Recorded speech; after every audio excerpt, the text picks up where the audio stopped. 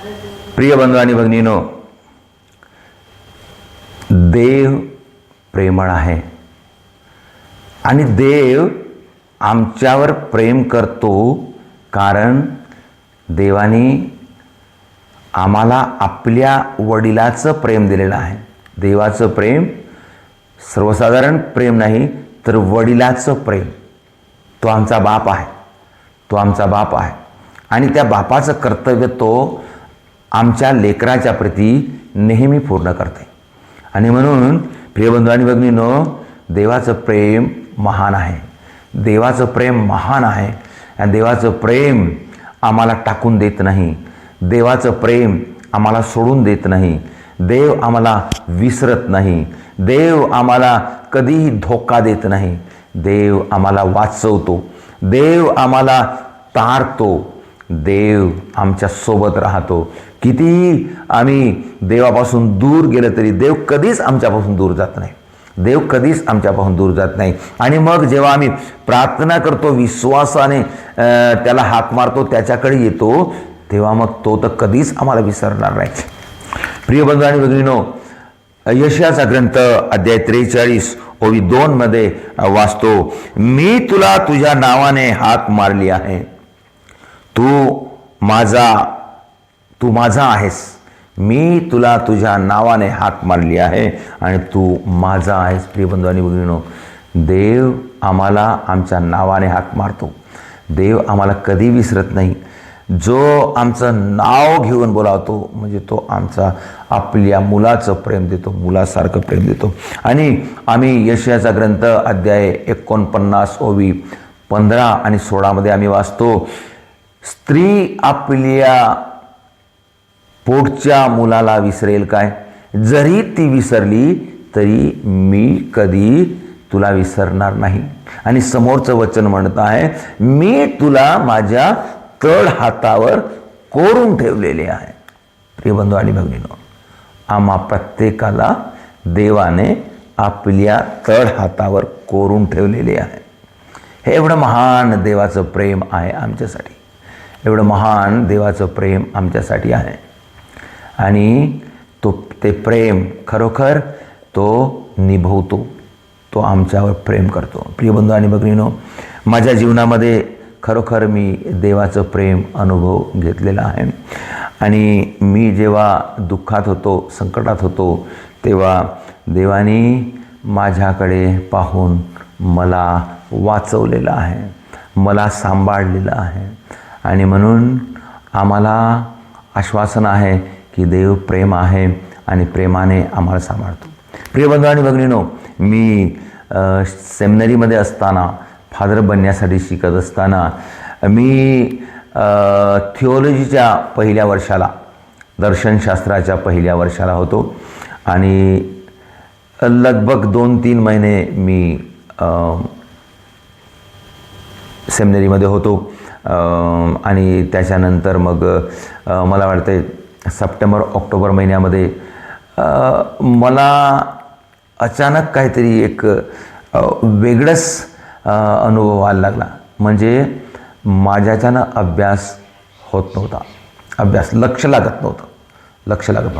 आणि शरीरामध्ये बदल, म्हणजे शरीरामध्ये म्हणजे माझ्या छातीमध्ये जडजड येणं, आणि जेवण होत नव्हतं आणि झोपही लागत नव्हती. हे असं का होते म्हणून मी कारण शोधण्याचा प्रयत्न करत होतो. आणि पुष्कळ प्रयत्न केला, पुष्कळ प्रार्थना केली. प्रार्थना करत होतो मी खूप प्रार्थना करायचो. अभ्यासात लक्ष लागत नव्हतं, क्लासमध्ये लक्ष लागत नव्हतं, छाती जडजड होती, जेवण होत नव्हतं, झोप लागत नव्हती, परंतु प्रार्थना करायचो मी.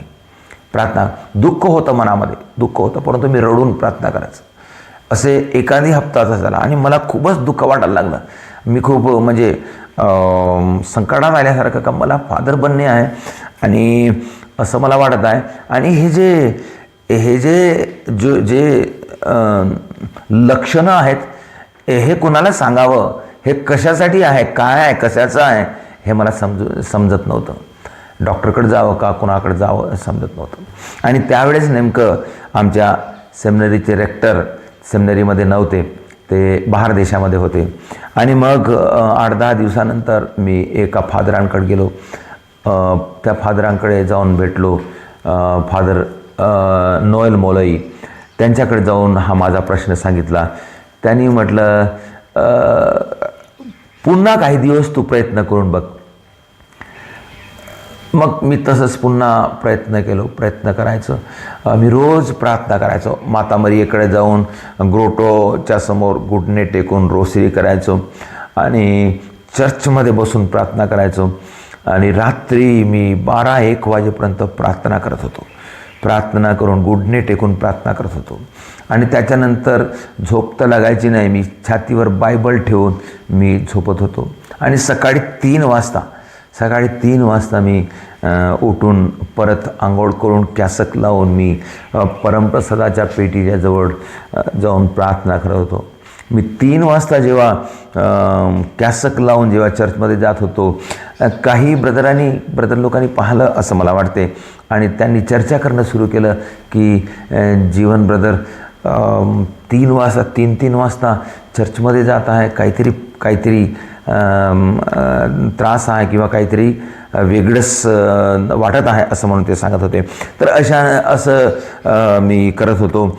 आणि त्याच्यानंतर काही दिवसानंतर मी दुपारच्या वेळेस एक वेळ मी दुकानामध्ये गेलो आणि दुकानात जाऊन एक क्रॉस घेऊन आणलो आणि क्रुसिफिक्स घेऊन आणलो आणि त्या क्रुसिफिक्स माझ्या छातीवर ठेवून मी प्रार्थना करत होतो. असं परत एखादी हप्ता मी केलो, परंतु माझ्या जीवनामध्ये त्यावेळेस काही बदल पडला नाही. मग शेवटी परत मी फादरांकडे गेलो. मला आता कदाचित इथं कंटिन्यू करणं जमणार नाही, कारण माझा त्रास वाढतच चालला असं म्हणून त्या फादरांनी सांगितलं. मग त्या फादरांनी म्हटलं, 1 दिवस थांब, उद्या रेक्टर येत आहे आणि त्याच्यानंतर मग तू निर्णय घे म्हणून सांगितलं. मग 1 दिवस थांबलो, 1-2 दिवस थांबलो. रेक्टर आले. रेक्टरसोबत मी बोललो आणि रेक्टरांना सांगितलं का मी असा मला प्रॉब्लेम आहे, मला फादर बनणे आहे, मला सोडून जायची इच्छा नाही आहे. मी रडून सांगितलं फादरांना आणि माझ्या मनामध्ये दुसरं काहीच नाही आहे, परंतु मला फादर बनणे आहे, परंतु माझ्याच्यानं हे जमत नाही आहे. त्याच्यासाठी मी इथं थांबून फायदा नाही. आता देव काय म्हणते मला माहीत नाही. म्हणून मग मी असा निर्णय घेतला आणि फादरांनी म्हटलं, ठीक आहे, अशी तुझी इच्छा आहे, तुझा असा त्रास आहे, तर मला काही त्रास नाही. म्हणून बिशपांना फोन केला. बिशपांना सांगितलं, ब्रदर जीवन आता सेमिनरीवरून जात आहे म्हणून. मग मी अशा प्रकारे बाहेर निघालो. बाहेर निघताना मला खूप रड यायचा. रेल्वे स्टेशनवर गेलो, सर्व लगेज घेऊन गेलो मी. आणि मी लगेज घेऊन गेल्यानंतर मी मनातल्या मनात म्हणत होतो, मी जात कुठं आहो, मला फादर बनणे आहे आणि मी का बरं जात आहो असं म्हणून मी रडलो. मी देवाला सांगितलं का येशू, मी जात कुठं आहो, मला कुठं पाठवत आहेस तू, अशा प्रकारे. आणि मग मी रेल्वेमध्ये गेलो, ट्रेनमध्ये गेलो बिशप हाऊसमध्ये गेलो. 1 दिवस थांबलो. तिथून सर्वांना सांगितलं की मी सोडून जात आहो म्हणून. लगेच घेऊन घरी गेलो. घरी गेल्याबरोबर आमच्या घरची परिस्थिती एकदम बिघडली, कारण त्यांना समजून आलं का मी सेमिनरी सोडून आलो. आणि हे सर्व लगेज पाहिल्यानंतर घरचे लोक मला समजून घेतले आणि मला काही न विचारता आई रडणं सुरू केली. 1 दिवस मी घरी होतो. 1 दिवस मोठ्या मुश्किलनं घरी थांबलो आणि नंतर मी म्हटलं, घरी थांबणं ही बरोबर नाही. मग मी दुसऱ्या दिवशी तिथून निघालो, सरळ रेल्वे स्टेशनवर आलो आणि तिथून सरळ मी केरळला डिवाईनला गेलो. डिवाईन रिट्रीट सेंटरला गेलो आणि तिथं माझ्याकडे पैसेही जास्त नव्हते, तरी पण तो कसं तरी मी जाऊन मी तिथं गेलो आणि 1 हप्त्याची रिट्रीट केली.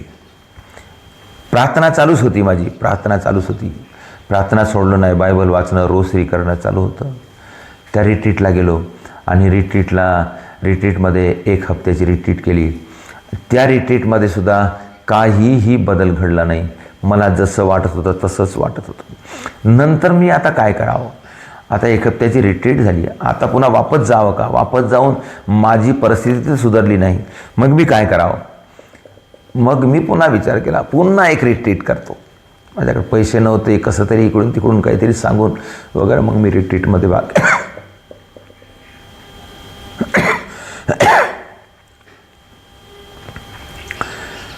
माझ्याकडे पैसे नव्हते, कसं तरी कोणाकडे तरी इकडे तिकडे सांगून मग मी पुन्हा परत रिट्रीटमध्ये भाग घेतला. पुन्हा 1 हप्त्याची रिट्रीट मी सुरू केली आणि पुन्हा एक हप्त्याची रिट्रीट सुरू केल्यानंतर रिट्रीटच्या मध्यभागी आराधनेच्या वेळेस जेव्हा फादर नाव सांगत होता आणि अनाऊन्स करत होता, मेसेज सांगत होता, त्यावेळेस त्या फादरांनी एक ब्रदर अशा प्रकारचा संकटात असल्यामुळं इकडे आलेला आहे, त्यांना देव स्पर्श करत आहे म्हणून असं सांगितलं. आणि तेव्हा माझ्या मनामध्ये एकदम आश्वासन आलं आणि त्या घटकेपासून माझ्या शरीरामध्ये बदल घडणं सुरू झालं. छाती म्हणजे दुखणं आहे तिथे पूर्ण गेलं, छातीचं जडजड वाटणं गेलं, मला शांत वाटू लागलं, मला आता झोप लागू लागली आहे, मला आता चिंता नाही, जेवणही होऊ लागलं. बाकीचे 2-3 दिवस जे रिट्रीट होती ती चांगल्या प्रकारे गेली, काही अडचण नाही, आता चांगलं वाटू लागलं. रिट्रीट झाली, खूप आनंदामध्ये होतो आणि छान झालं. परंतु आता दुसरा एक प्रश्न होता. माझ्या मनामध्ये होतं का मी फादर बनतो, फादरच बनावं, मला दुसरं काही बनायचं नाही. आणि मग त्याच्यासाठी मी प्रार्थना करत होतो, खूप प्रार्थना केलो. परंतु आता मी सेमिनरीमधून वापस आलेलो आहो, आता मधातच रेक्टर घेणार किंवा नाही याची काही गॅरंटी नाही, म्हणून मी वापस जायचा विचारही नाही केला. आणि मग मला वाटलं का मी हा रिट्रीट सेंटरमध्ये काही इथं व्हॉलंटियर म्हणून मी काम करेल किंवा इथं थांबेल, अशा उद्देशाने मी डायरेक्टर फादरांकडे गेलो आणि डायरेक्टर फादराला मी भेटलो. डायरेक्टर फादर अगस्टिन वलुरान यांना जाऊन भेटलो. आणि जेव्हा मी त्या फादरांना भेटलो तेव्हा ते फादर माझ्या डोक्यावर हात ठेवून प्रार्थना केल्यानंतर फादर म्हणाले, ब्रदर तुम्ही सेमिनरीमध्ये जा, तुम्ही फादर बनण्याच्या लायकीच्या, तुम्हाला फादर बनणे आहे, देव तुम्हाला बोलवत आहे, तुम्ही वापस जा. मी म्हटलं, फादर आत्ता मी सोडून आलेलो आहो, नुकताच 2 आठवडे झालेले आहेत, आता मला वापस घेतील का मला काही गॅरंटी नाही. ते तुम्ही देवावर सोडा आणि तुम्ही जा, तुम्ही फादर बनण्याच्या लायकीचे आहे, तुम्ही इथं काम करून टाईम वेस्ट करू नका. असं ऐकल्यानंतर मी परत आलो. परत आल्यानंतर आता मला चांगलं वाटत होतं. मी घरी 1 हप्ता थांबलो. 1 हप्ता घरी थांबल्यानंतर परत मग मी पुन्हा बिशपकडे गेलो. बिशपकडे जाऊन मी बिशपला सांगितलं खरी परिस्थिती की असं झालं, मी शिबिरला गेलो, रिट्रीट अटेंड केला, आता मला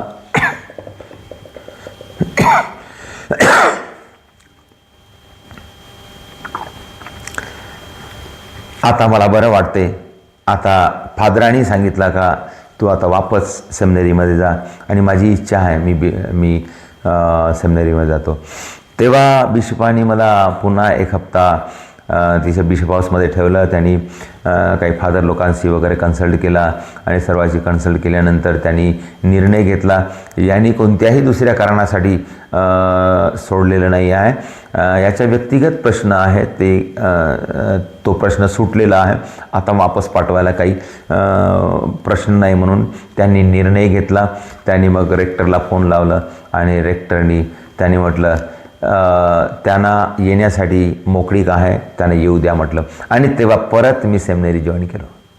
प्रिय बंधू आणि भगिनींनो, देवावर विश्वास ठेवून जेव्हा आम्ही समोर जातो, काही संकट आलं तरी देव आमच्यावर दया करते, देवाची कृपा आमच्यावर होते. म्हणून प्रिय बंधू आणि भगिनींनो, देवाचं प्रेम फार महान आहे. आम्ही कोणत्याही परिस्थितीमध्ये किती संकट आलं तरी आम्ही प्रार्थना करणे सोडू नये, हे मी अनुभवलेलं आहे. का म्हणून प्रार्थना करणे सोडू नये? आम्ही दुःखातही असेल तरी आम्ही देवाचं लेकरू आहोत, आम्ही अडचणीतही असेल तरी देवाचं लेकरू आहोत. देवाचा ना माझा संबंध तुटलेला नाही. मी बिमारही असेल तरी माझा आणि देवाचा संबंध आहे. मी ते संबंध टिकवून ठेवला पाहिजे, मी प्रार्थना केली पाहिजे. मी समजा सेमिनरीच्या बाहेरही गेलो तरी माझा आणि देवाचा संबंध तुटला नाही. असंच आमच्या जीवनामध्ये घडते प्रिय बंधू आणि भगिनींनो. आम्हाला कधी दुःख येते, संकट येते, तेव्हा मग आम्ही काय समजतो की देव माझ्यावर कोपला आहे किंवा देवाचं माझ्याकडे लक्ष नाही आणि मी प्रार्थना करणं सोडून देतो. आम्ही कधीकधी आमच्या कामाच्या भारामध्ये प्रार्थना करणं सोडून देतो. आम्ही जास्त व्यस्त राहतो तेव्हा आम्ही प्रार्थना करणं सोडून देतो. तेव्हा मग आम्ही देवाच्या संबंधापासून दूर जातो. प्रिय बंधू आणि भगिनींनो, कोणत्याही परिस्थितीमध्ये आम्ही देवाचा आणि आपला संबंध निभवावं, आमची प्रार्थना चालू ठेवावं. देवाने म्हटलेलं आहे, मी तुला विसरणार नाही. आई जरी आपल्या पोटच्या मुलाला विसरेल, परंतु मी तुला विसरणार नाही. त्याचप्रमाणे आम्ही सुद्धा देवाला विसरू नये. देव काय म्हणत आहे? मी तुला तुझ्या नावाने हाक मारलेली आहे. समोर देव म्हणत आहे, मी तुला माझ्या तळ हातावर कोरून ठेवलेलं आहे. तर ते कोरून ठेवलेलं आहे ते थोड्याशा दिवसासाठी नाही, नेहमीसाठी. आणि म्हणून आम्हाला संकट आलं म्हणून देव मिटवून टाकत नाही. आम्ही दूर गेलो म्हणून देव मिटवून टाकत नाही. आम्ही उधळ्या पुत्राच्या दृष्टांतामध्ये पाहिलो. उधळ्या पुत्र बापाला सोडून दूर गेला, परंतु बापाने त्याला विसरलं नाही. म्हणून प्रिय बंधू आणि भगिनींनो, देव आम्हाला विसरत नाही. देव आमच्यासोबत आहे आणि देव आमच्यावर प्रेम करतो. म्हणून आम्ही सुद्धा देवाला विसरू नये, देवाची प्रार्थना करणे सोडू नये आणि देवाच्या प्रार्थने समोर जाण्यासाठी आम्ही सदैव प्रयत्न करत राहावं.